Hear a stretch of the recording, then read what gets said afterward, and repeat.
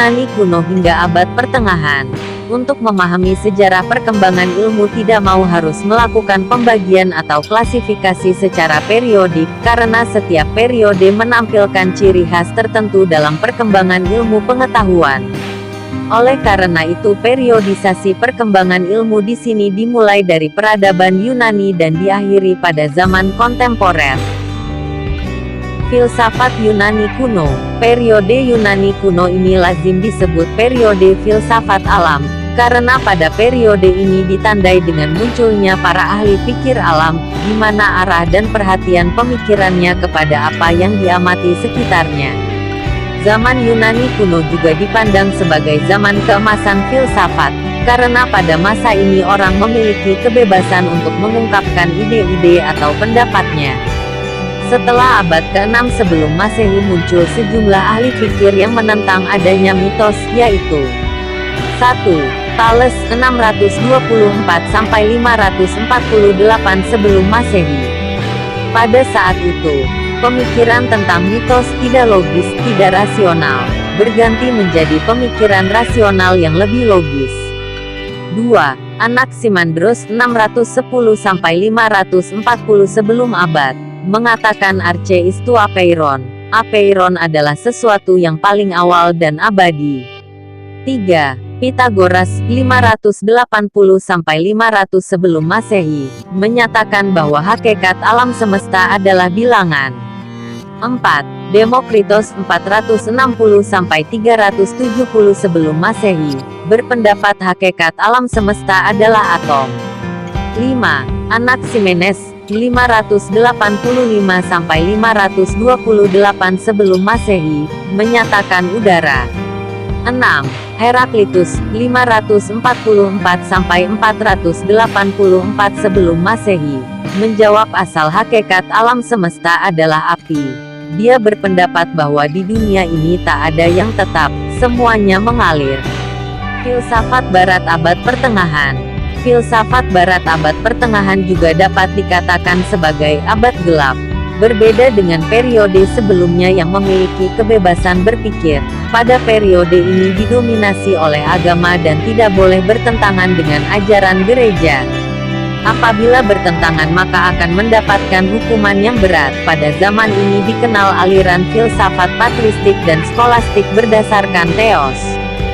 Filsuf terkenal pada masa ini adalah Agustinus 354–43 sebelum Masehi, dan Thomas Aquinas, tahun 1225 sampai tahun 1275, yang memunculkan ajaran Thomisme.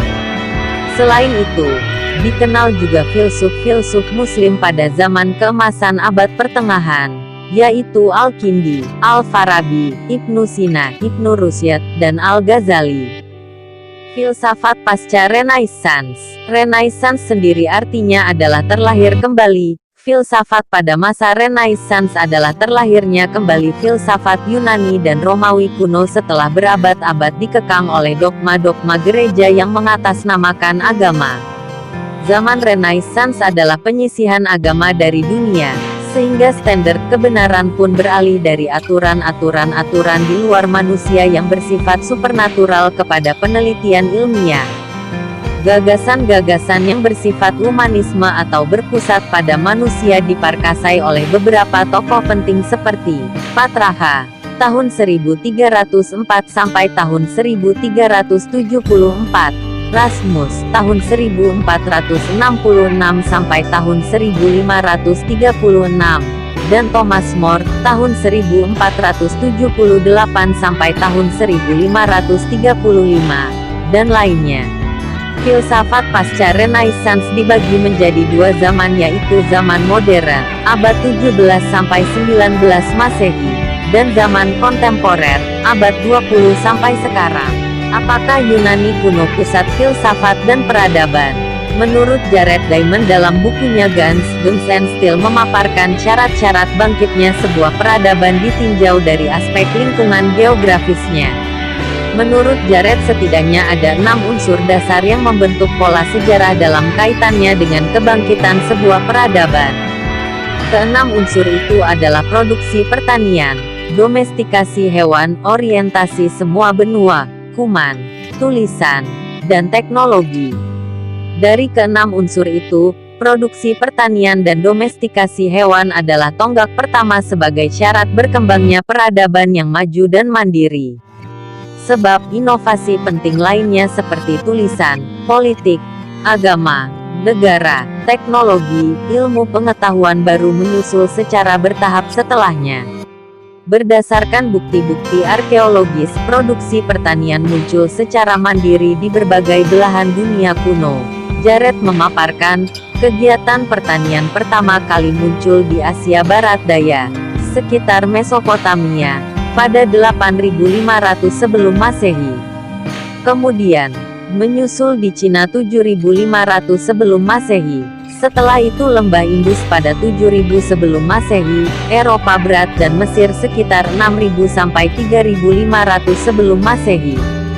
Dengan melihat fakta sejarah tersebut, dapat disimpulkan bahwa Asia Barat Daya, Cina, lembah Indus, Mesir dan Eropa Barat adalah pusat-pusat peradaban maju pertama di dunia. Al-Quran sebagai sumber segala sumber ilmu dari awal hingga akhir zaman. Ilmu pengetahuan adalah salah satu isi pokok kandungan kitab suci Al-Quran. Bahkan kata ilmu sendiri disebut dalam Al-Quran sebanyak 105 kali, tetapi dengan kata jadiannya ia disebut sebanyak lebih dari 744 kali. Al-Quran adalah kitab induk, rujukan utama bagi segala rujukan, sumber dari segala sumber, basis bagi segala sains dan ilmu pengetahuan. Al-Quran adalah buku induk ilmu pengetahuan, di mana tidak ada satu perkara apapun yang terlewatkan. Semuanya telah diatur di dalamnya, baik yang berhubungan dengan Allah, hablum minallah, sesama manusia, hablum minanas, alam, lingkungan, ilmu akidah, ilmu sosial, ilmu alam, ilmu empiris, ilmu agama, umum dan sebagainya. Dalam Quran Surat Al-An'am, 38. Lebih lanjut Baikuni, 1997, mengatakan bahwa sebenarnya segala ilmu yang diperlukan manusia itu tersedia di dalam Al-Quran.